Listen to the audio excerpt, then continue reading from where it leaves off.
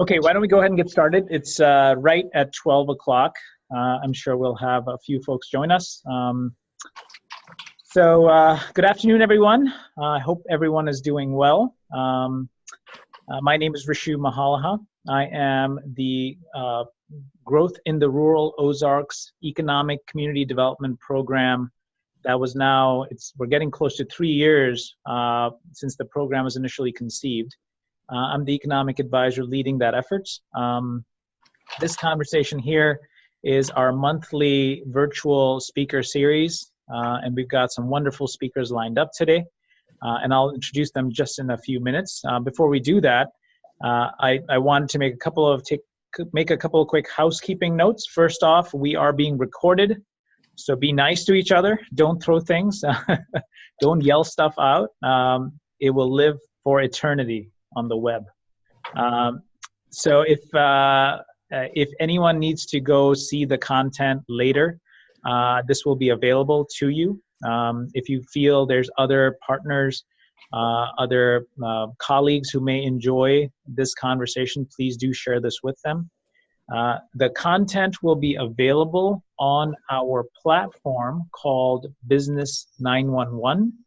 So if you can see my screen right now, this is business911.org.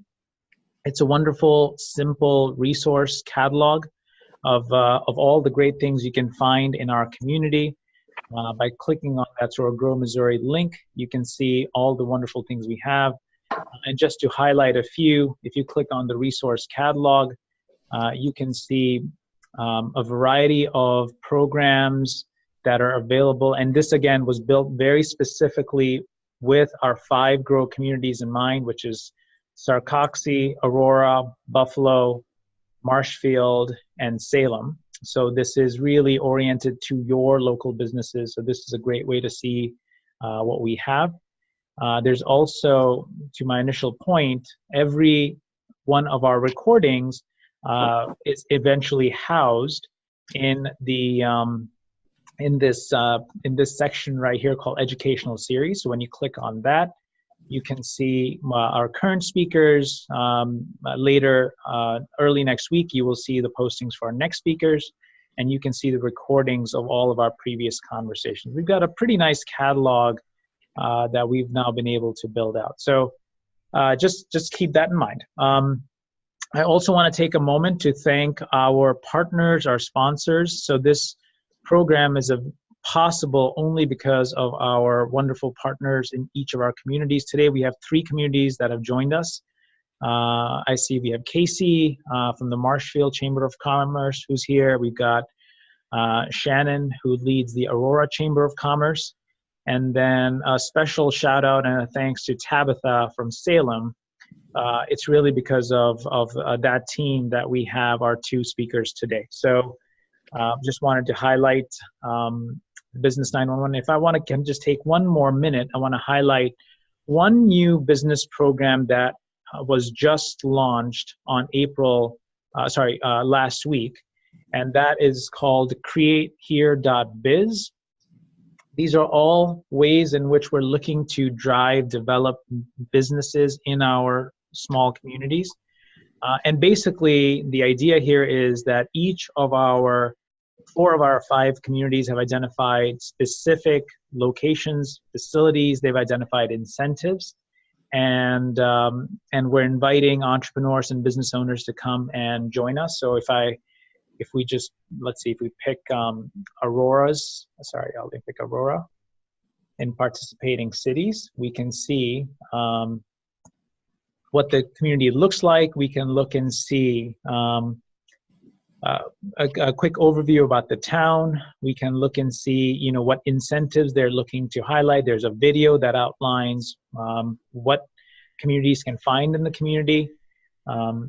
Business owners and entrepreneurs can find the community, what incentives are available, and you can look at the locations where we're hoping to attract businesses to. So the program has been launched. June 30th is the deadline for businesses to apply. We encourage all our Chamber of Commerce members, our partners, to really get the word out to your partners, to your peers, to your colleagues, let them know that our communities are open for business, and so we're making it as easy as possible. Okay. So with that, let's get to our topic at hand. We are going to be talking about boosting your business. Our speakers today, Travin, Shelton, and Karen Leatherman, are with Missouri S&T, Missouri Science and Technology, from the Rolla office. They have an incredible array of experiences. They have tools, they have insights, they have guidance, they have their personal expertise that they bring to this conversation. And our hope is that, through today's conversations, you will find a handful of topics that can help you, whether it's a for-profit business, nonprofit business, can help you in some form. As you listen to the conversation today, in front of you, you should have evaluation forms and some handouts. Please do take a moment to fill that out. That's really important for Travin and Karen. They use this information to sort of take account of all the great outreach that they do. So without further ado, I will turn it to Travin. Thank you, Travin. Awesome. Thank you, Rishu. Of course, we appreciate the opportunity to be here today. We appreciate everybody that is in attendance and anybody that may view this later with the recording. So thank you to everybody. Also, thank you to the economic developers in the room. I know I see Tabitha there at Salem. We appreciate the opportunity, Karen and I, to come in and give you the presentation today on Boost Your Business, the tools that we can help you with to help grow that business. So, Risha, you can go ahead and go to the next slide. We'll jump right in. So, okay, so today a little bit of what we're going to talk about is, of course, who we are, Karen and I, what we do, and of course how and why that matters. How we help the businesses and entrepreneurs there in our area. So, yep, you can go ahead. This is just the quick stuff here. So there's our team. I'm the young guy on the right. That's our boss there on the left. And then, of course, Karen there in the middle. I always like to give a little bit of background of kind of where I come from and what I've done. So I went to school for accounting, was not an accountant, went into commercial lending. So I actually did commercial business loans for about 4 or 5 years in the banking world. And then transition to this job here at the SBDC, which will give you a little bit more information on what that is, those types of things. But I've been working for the Small Business Development Center for about 4 years. A lot of great experience there helping small business owners. And small business is defined as anything from 1 employee to 500.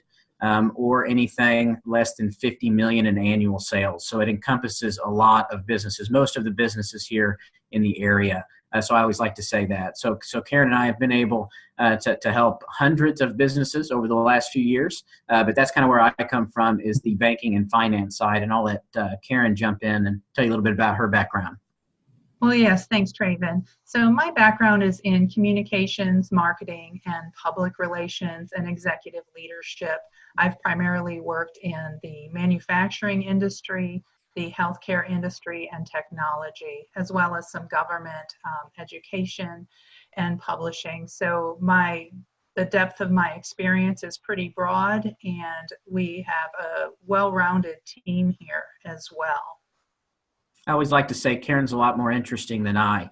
She's lived from one coast to the other, from Alaska all the way to the Keys. So I've been here in Mid-Mo, and as you can see, she got a very vast background. So we kind of can come at a business from multiple directions. And then our boss there, Mr. Keith Strasner, he actually has a background, of course, in managing all those types of things. But his specialty is IP, so copyrights, trademarks, patents. So if you have an idea, those types of things, we can walk through that process with you as well. You can go ahead, reshoot. Next slide. And as Rishu mentioned, we are hosted at Missouri S&T in Rolla. We are also partners with the University of Missouri Extension, and our program is funded in part through the Small Business Administration. So this is actually your tax dollars at work, and because of that, most of our services and programs are available at no cost or at low cost. If you can go to the next slide. And we are also part of a statewide network. This is the 7 counties that our Small Business Development Center covers. And for those of you who are in other areas, we'll provide some contact information. I see that on the slide as well for your local small business development centers in Joplin and in Springfield. So again, you know, if you're not sure who to reach out to, we will make sure we get you to the right person. And also, because we are part of that statewide network, it's really fantastic, because if there's an area that we don't have expertise in, or someone in our network has expertise in, we can reach out to them and have them come into that conversation about your business. Next slide, please. The things that we do at the Small Business Development Center is, our goal is really to help your business succeed. And we help businesses at every part of that process. That could be someone who might be interested in starting a business but hasn't taken that big step yet. Or it could be someone who's been in business for 10 years or maybe more, and they're either maybe looking to grow that business, maybe they're looking to expand into another market, or maybe they're looking to sell that business and start another one. Next slide, please. Okay, so a little bit of how we can help. So all of those different buckets, Karen did a nice job putting this together, but I always have trouble when I'm in front of people remembering all of the bubbles. So if I stumble, Karen, jump in. But what those represent are the different areas where we can help you and assess your business. Some of those are business operations and management, financials, financial analysis, marketing, market research, let's see here, international trade. We have resources there. We also have resources with government contracting. We're sister programs with PTAC, which is Procurement Technical and Assistance Centers. So they have the what you need to know for government contracting, getting into those types of things. So as you can see, it runs the gamut for the multitude of business areas that you may need assistance in. And what we do is we see where you're at, we define that, and then we try to help you see where you need to go and then put those pieces in place. And we utilize all of these different resources to help with that. A lot of clients have much different needs. So someone may come in, they were trying to open up a tire and lube shop in an area. They came in, they had their projections. It was like $600,000 in sales. Karen and I started talking with them, and we said, okay, well, how are you going to get to that $600,000 in sales? And he said, it was the individual was a gentleman. He said, well, I'm going to do this many oil changes, this many tire rotations. And he started listing those out. And Karen said, well, how much time is that going to take? And so we started backfilling and looking at that timing. And it turns out he was going to have to work at about 180% efficiency to get to those figures. Well, that wasn't going to work. So we walked with him through that process of how to build those projections. We also looked at the different market research we could pull to show industry rule of thumbs, all of those different areas that we can help and utilize our resources for to help your small businesses. And Karen, I know you probably have another business example. Well, sure. And one other thing I want to mention, of course, is that one of the primary services that we provide is that one-on-one coaching and counseling with the business owner. And we do that either in our office or at your local SBDC office, or we'll do that on site with the business owner. So it really just depends what that person needs. Sometimes people like to get away from their business and have that focused meeting so they're not sidetracked with all the different conversations or people coming in the door or whatever that might look like. And then sometimes it's just simply tough for businesses to get away from their business. They can't leave the shop or the office. And so we'll go to that location. We can go to the next slide, Rishu. So of course, one of the things Travin mentioned about business plans. Business plans is one of the primary things that we help businesses with. And I'm sure many of you have heard the popular quote, if you fail to plan, you plan to fail. And we really believe that's true with your business or with your business plan. It's not something that usually works out when the business plan is just in your head. We really like to work with businesses to make sure they get that on paper. And that's, you can think of your business plan as your roadmap. You can use it to figure out where you want to be with your business and how you're going to get there. And sometimes that might be hard for someone to get started with that business plan, and that's where we can really help. We use an online tool called Live Plan, And it's really great because you can work on your business plan as it works for you, and then we can log on and provide feedback and suggestions to that business plan. And I believe that there will be a handout on that as well. Next slide, please. Yeah, and two, kind of piggybacking off of that business plan slide. So anytime you go into a financial institution, or if you're trying to attract a partner, if you're trying to get funding, either an investment, people are going to want to see a business plan. And as I used to be in lending, people would come in and we would ask them, well, do you have a business plan? And they always say, oh, it's right here.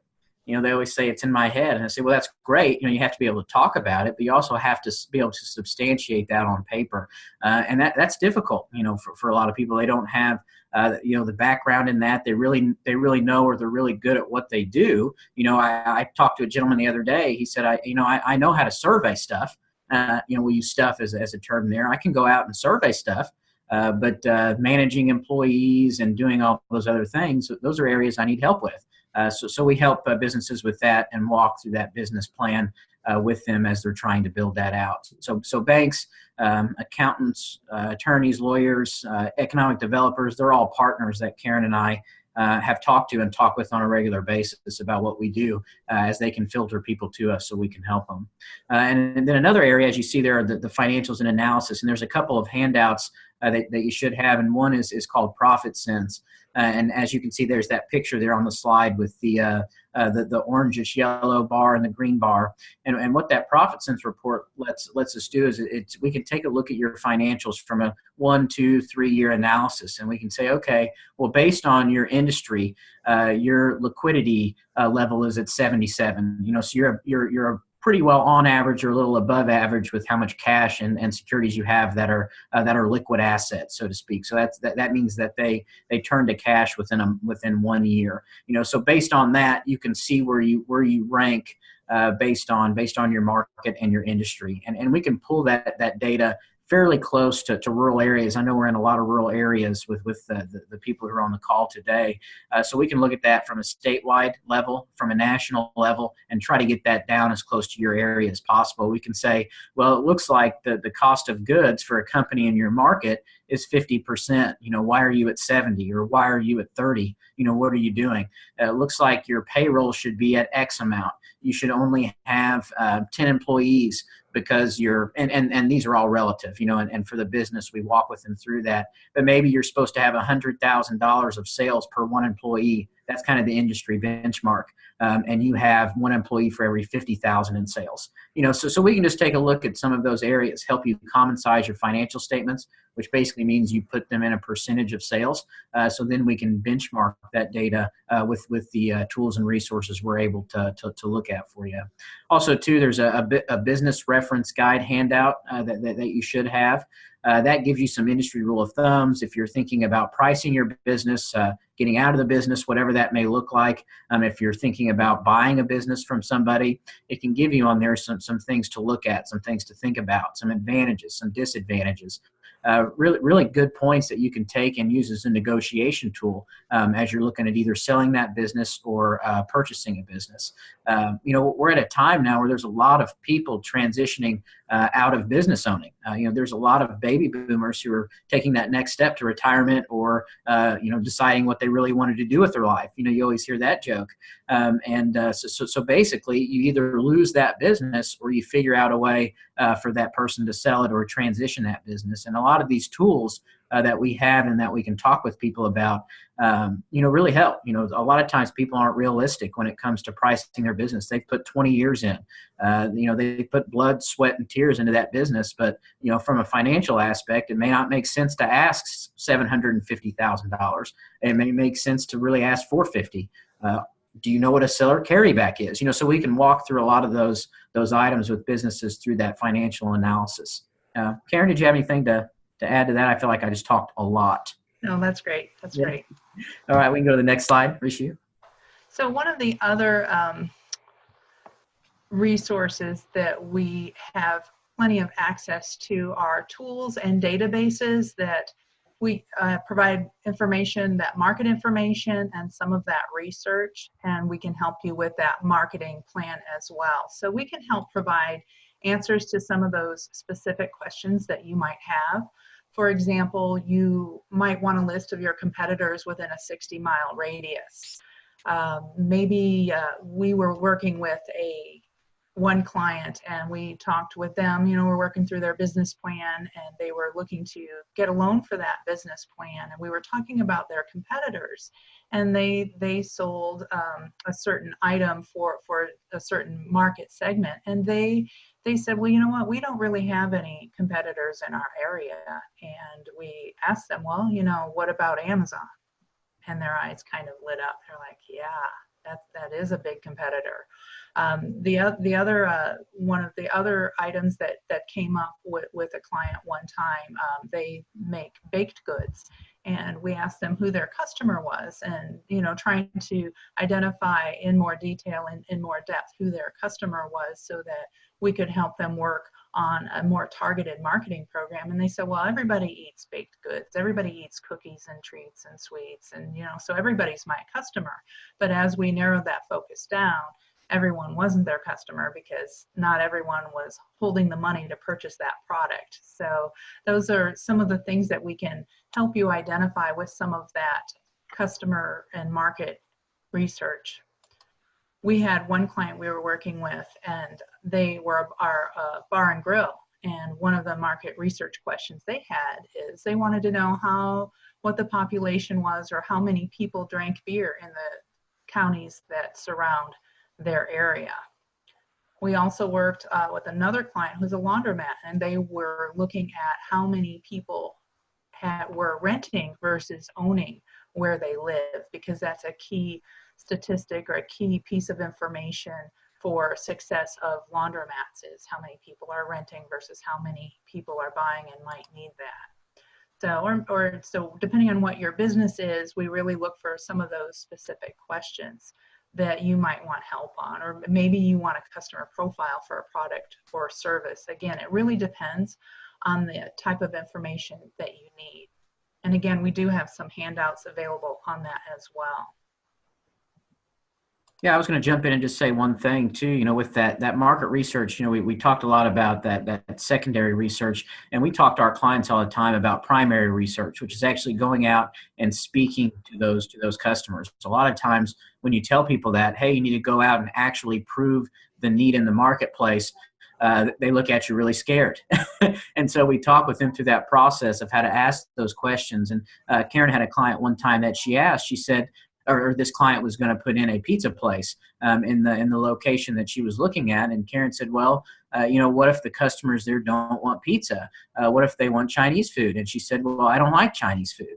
And so we kind of smiled and said, well, that really doesn't matter to some extent. It matters what the market wants, and you got to go out and you got to identify those areas. So we can walk with you through the process of actually capturing some of that primary research. Now, we can't do it for you, but we can tell you how to go about it, how to ask those questions, and say, well, what does that need? What is that actual gap that you're trying to fill, and how do you currently fill it? And what would it take for you to change that? How much money do you spend on it? So you ask those questions to kind of build your market from there. So I just wanted to throw that in there, that we talk a lot about secondary research that we can help you with, and Karen is really great at it, at identifying those questions that you really need answers to. But also too, we talk with you about that primary research and identifying the need in the marketplace. So anyways, just wanted to jump in and say that. Right, and that's great, and that's one important detail that we always encourage every business owner or potential business owner to do is actually get out there and talk with people, talk with potential customers, and that's something that we do on an ongoing basis whenever we're out and about in the community or with businesses.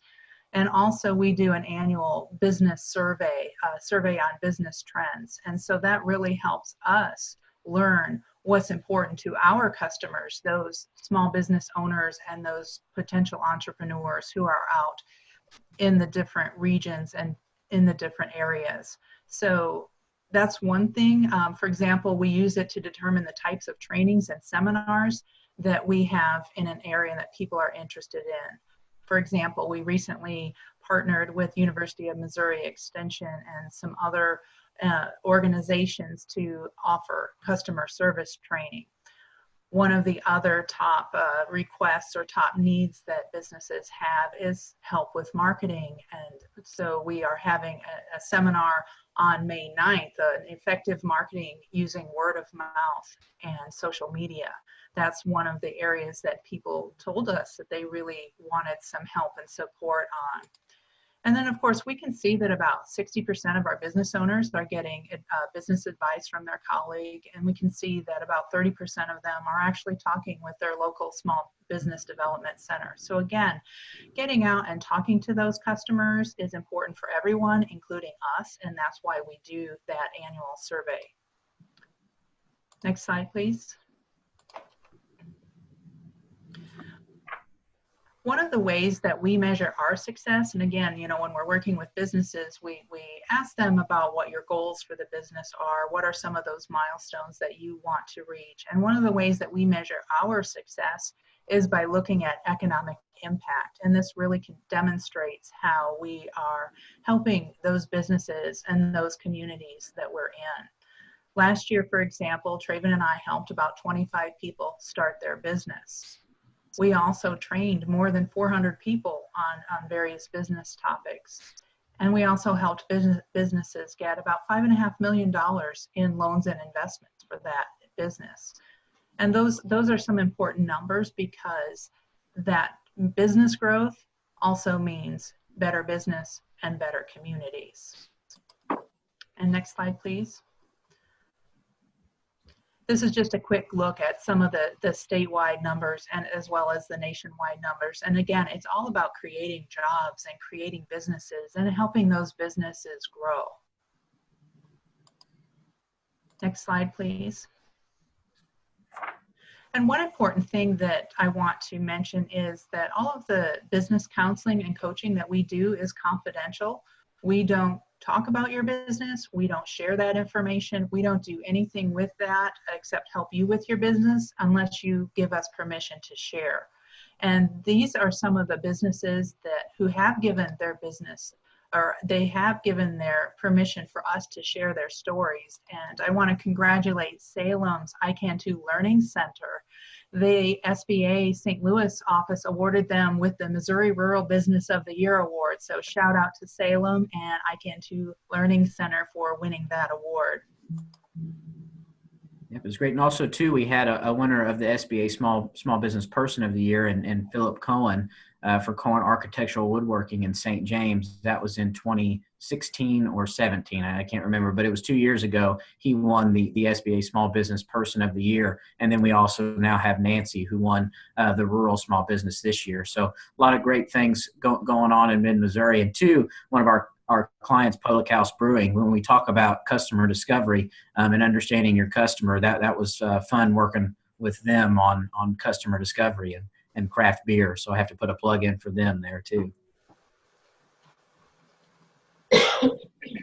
Okay, so we busted through that because we wanted to make sure that you all had time to ask any questions, note any thoughts, anything of that nature. So feel free at this time to ask specific questions, high-level questions, whatever they may be, and then Karen and I can probably give a few more examples of how we've helped clients or helped small businesses in the different areas. So we can do one or multiple of the above, but we'll go ahead and open it for questions. Thanks, Travin. Thanks, Karen. That was tremendously insightful. Great to see that there's these great assets that people can tap into. I'm going to flip back to a slide just so folks can see this information. Obviously, Travin and Karen cover the more of our central east region of our state, but please do take a moment to notate the contact information for your respective small business development center leads. So as we're looking at that, I guess one of my questions is, as I look at the audience, I know we've got a fairly diverse group. There's for-profit businesses that's listening today. There's also some nonprofits. So Karen or Travin, can you comment a little bit on the nonprofit businesses? Do you work with those organizations as well? And what kind of support can a nonprofit entity expect to get from the Small Business Development Center?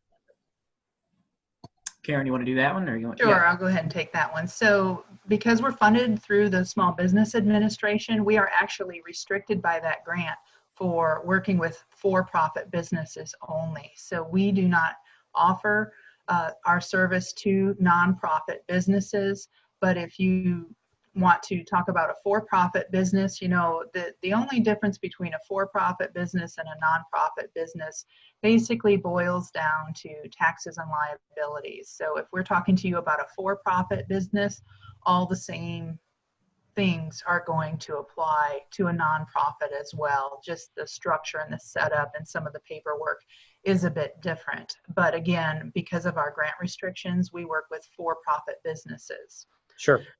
And that being said, there are some resources out there for nonprofit businesses, and that is something that we could share some links on nonprofit businesses and some of those resources with you as well, if that's of interest. Yeah, I think that would be very helpful because, I mean, obviously in our smaller communities, there's just a whole variety of businesses, and whether for-profit or nonprofit, and then we know they can all use help.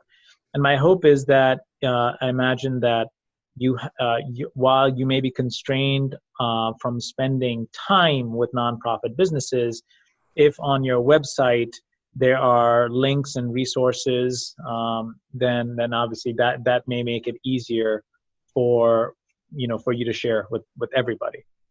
Mm-hmm.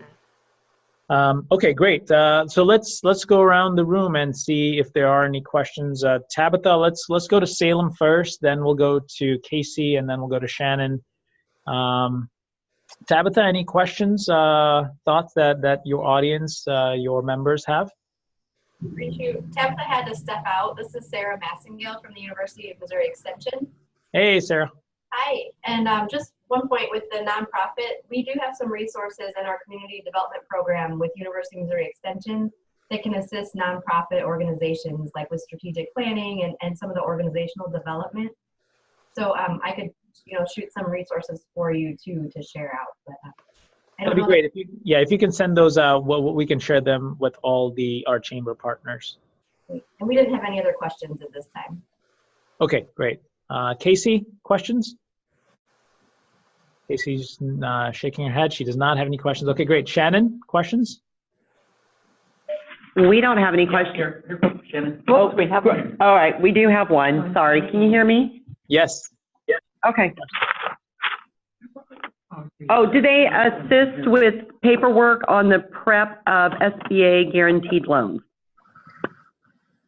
Yeah, so yeah, it's a great question.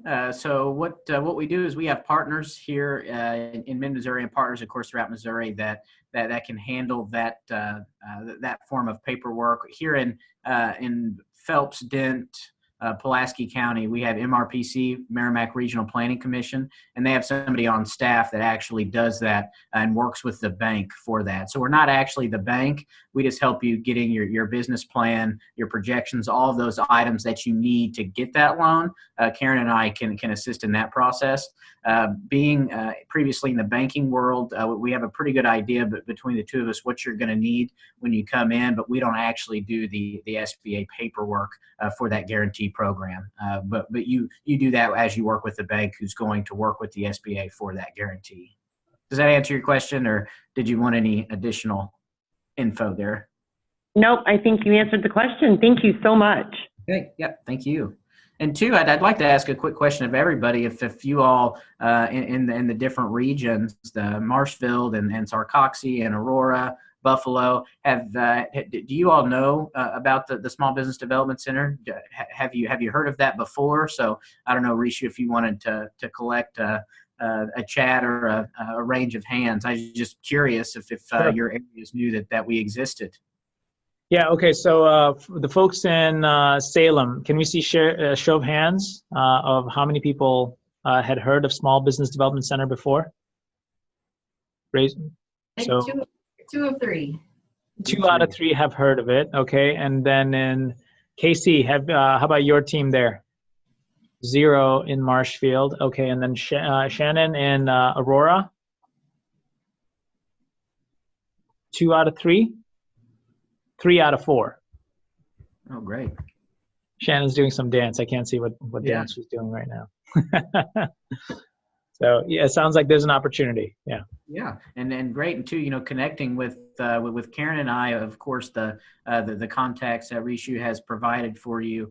That's all we want to do is try to assist you, and of course your community and your business owners as they look to define success and grow. So that's what we're here for. So definitely, if you didn't know about us before, or if you did and you didn't quite know exactly what we did do, feel free to share that in your business communities. And if there's an opportunity to come out and talk with you all in your community, at a chamber event, those types of things, feel free to reach out, and we can either connect you with the right contact and network, or maybe even come ourselves and talk with you about that if it doesn't work for their schedule. So Karen and I have that capability to do that. So I just wanted to note that to everybody in the audience. I have 3 questions I'd like to pose, and hopefully these are relevant to all the communities. First one is, you mentioned a variety of research databases. Can you give us some examples of what those databases are that our communities can access? So some of the databases that we have access to include ESRI. Of course, the Census Bureau has a very extensive database of all kinds of information that can be a little bit cumbersome in navigating and finding the information that you need. We, of course, work with BizMiner, sbdc.net. We have access to Reference USA, or is it USA Reference? I can't remember exactly what it's called. So some of those databases wouldn't mean much to some people if you don't know what the data in them is for. So just that being said, we really try to base the information that we use what database has the best information for the type of research or market question that you're looking to answer.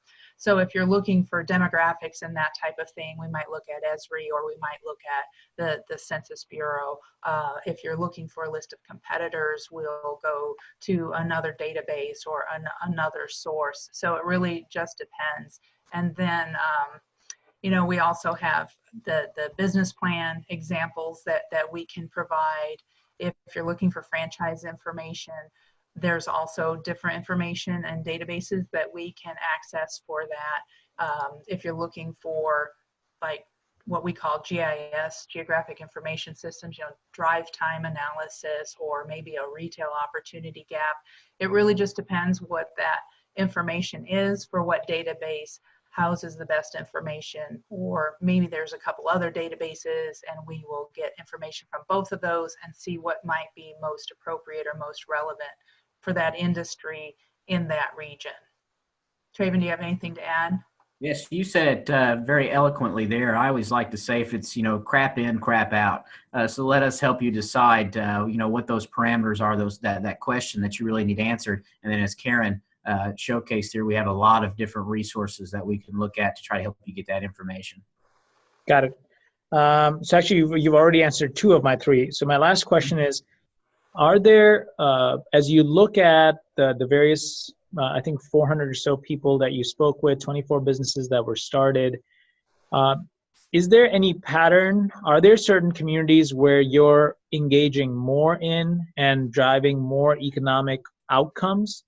My question really is, I think the challenge for our small business partners and our chamber leaders sometimes is, we can send your information out, but you need to communicate to the small businesses in terms of, here's a very specific thing that's valuable to you, so go ahead and make the call, or go to this website and you'll find the information. So making the information as relevant and as simple to digest is crucial. So my question was, are there patterns of how communities are engaging with you well?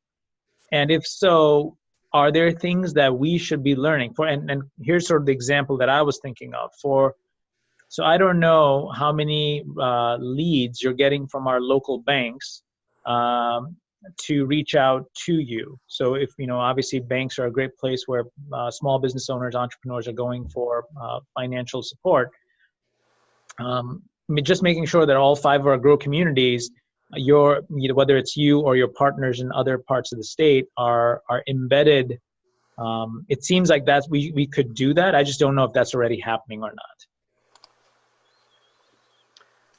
And I'll go ahead and take that question to start with. I'm sure Travin will have some to add. So, we partner with a host of organizations in different communities, and it's kind of like market research. Depending on that community will depend on who we're partnering with. So, for example, we do get leads from Merrimack Regional Planning Commission. They serve our area for SBA loans and for revolving fund loans as well. So we get leads from them as well as send leads to them as well. And we also work with our local banks for leads and for referrals. But that being said, a lot of what goes into starting a business or growing that business is a lot of bootstrapping. And so, as far as that goes, and lending referrals, when we give referrals, we always give at least 3 referrals on every different aspect. So whether we're working with a bank referral or an attorney referral or an accounting referral, we are required to give at least 3 referrals for that. We partner with our local chambers of commerce. Of course, we partner with University of Missouri Extension on different events. We're partnering with Phelps County Bank on our May 9th marketing workshop. So I'm not sure if I'm answering your question or if I'm getting to the type of information that you're looking for. Yeah, no, that's helpful. That's very helpful. Okay, good. And we get a lot of referrals from the banks, and two, we try to make it, as you said, relevant to them. We have that conversation of, you've got a business that you want successful because you want them to pay your payment. Also, two, you want to showcase in your file, that business loan file, that you have vetted that business. They have market research. They have a business plan. If an auditor comes in and takes a look at that bank file and sees that that's not in there, that's probably not good. So we try to make our pitch to those partners as relevant as possible, but there still is area for us to still get connected with small business owners, because it's tough because they're busy. They may be doing a multitude of things. So reaching them is still difficult. So any help we can get from our communities is always welcome. And one other program that I want to talk about as well, related to some of that community involvement and that outreach, we have a women in business group that serves our 7-county area. That group started basically as a grassroots conversation at one of our seminars. There were some women looking for some professional support, some professional guidance, and that evolved into us holding focus groups. We did a survey, and we actually formed a women in business group late last fall. We have a steering committee of women business owners who are part of driving that group. So we have the steering committee members who are business owners. It's my office, the Small Business Development Center, and we are partners with the Missouri Chamber of Commerce and Industry, the statewide Chamber of Commerce organization, because we serve that 7-county area. So there's a lot of different programs and a lot of different collaborative efforts that we are working on to provide those resources and opportunities and programs that our different communities need. Great. Thank you so much. And don't be modest, Karen. How many trainings have you had with the Women in Business Group, and how many participants? I know it's staggering for the first couple of years. Sure. So we started last fall, and we have had a great feedback, great response, great trainings. We had one of the chief of staff from LinkedIn who presented virtually, so that was awesome to have that type of expertise presenting in our rural communities. We also partnered with an expert in small business marketing from the Seattle area, and again, using technology to bring those speakers to our rural areas. And we have served and helped probably neighboring on 350 women in business so far in about the 6 months that we have formally organized that group. Awesome. That's great. Okay. Thank you so much, Travin, Karen. Really appreciate your insights, your feedback. Everyone, if you can just take a moment to fill out the surveys, and the chamber leaders, if you can just send us the summary of the findings. This is absolutely critical for Karen and Travin to track sort of the impact of their work. Appreciate that. And then finally, just want to put a plug in for our conversation next month, Thursday, May 16th from 12 to 1 p.m. Thanks to our friends in Aurora, Shannon, for organizing this particular speaker. Scott Meyer from City of Cape Girardeau will be speaking about leadership and how leadership can be leveraged in a variety of contexts in a community to help your business, help your community, and do so in a way that's really sort of an integral part of how a person, goes about their day and they're running a business. So I hope you can join us for it. Thank you, and we will talk to you guys next month. Take care. Thank you. Thanks.